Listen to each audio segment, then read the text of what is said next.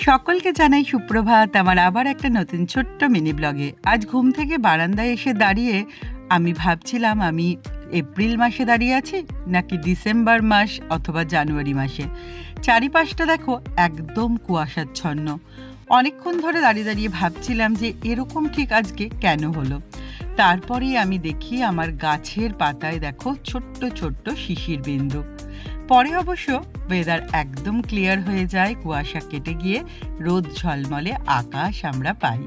চলে এলাম ছাদে পুজোর ফুল তুলতে। আর এই যে অ্যাডেনিয়ামটা কদিন আগে ভেঙে গিয়েছিল টবটা, তোমরা দেখেছো, সেই গাছটাতেও এখন দেখো কত ফুল এসছে। আর এই অ্যাডেনিয়াম ফুল কি সুন্দর, তাই না? এরা আবার যত গরম হবে তত এরা ফ্লাওয়ারিং করবে। কি অদ্ভুত নিয়ম, এক একজনের ক্ষেত্রে এক এক রকম।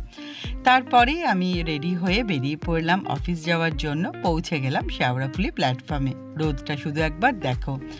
এরপর ব্যান্ডেল লোকালে চেপে আমি এখন ব্যান্ডেলে চলে এলাম। ব্যান্ডেলেও তাই চারিপাশটা রোদে খা খা করছে।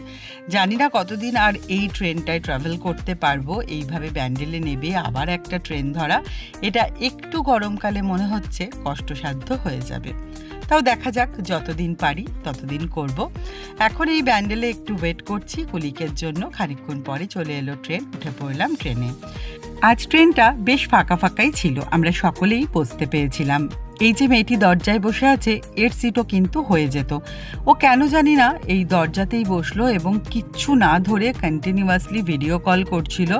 আমার এত ভয় লাগছিল যে আমি চোখের পাতা এক করতে পারিনি। ওর দিকে তাকিয়ে বসেছিলাম সারাক্ষণ যে ও যাতে পড়ে না যায়। যদিও পড়ে গেলে আমার কিছুই করার ছিল না। খুব টেনশন হচ্ছিল যে কেন এত রিস্ক মানুষ নেয়। তো যাই হোক, আমি পৌঁছে গেলাম বর্ধমানে। আজকে অফিসে এসে আগে গেলাম পোস্ত কিনতে। পোস্ত শেষ হয়ে গেছিলো অনেক দিন ধরে। তারপরে পোস্ত কিনে অফিসে চলে এলাম। নিজের কাজকর্ম নিয়ে ব্যস্ত হয়ে যাবার পর একটু লাঞ্চ করে নিলাম। আজকে লাঞ্চে এনেছিলাম বেগুনের একটা তরকারি, রুটি আর ছানা, সাথে এনেছিলাম তরমুজ। এখন তো সন্ধেবেলা আমি বাড়িতে পৌঁছে গেছি। আর এই যে কুহু আমার পুতুলগুলো নিয়ে খেলা শুরু করেছে। কদিন আগেই তোমরা দেখেছো একটা ব্লগে এই পুতুলগুলো নিয়ে আমি ব্লগ করেছিলাম, সেটা দেখতে পেয়েছে। এবার বলছে ওই পুতুলগুলো আমাকে দাও। ব্যাস অনেকক্ষণ ধরে সেটা নিয়ে খেলাধুলা করলো। তারপরে এখন হচ্ছে ডিনার টাইম। আমরা ডিনার টেবিলে। আজকে ডিনারে আছে হচ্ছে চিকেন, রুটি আর রসগোল্লা, সাথে একটু কুচনো পেঁয়াজ আর কাঁচা লঙ্কা। আমার স্পেশালি এই ডিশটার সাথে খেতে খুব ভালো লাগে। তো চলো আমি ডিনারটা করে নিই। আর তারপরে আর কি আরও কিছু কাজকর্ম থাকে, সেগুলো করেও নিলাম। চলো এখন গুড নাইট, আজকের মতো টাটা।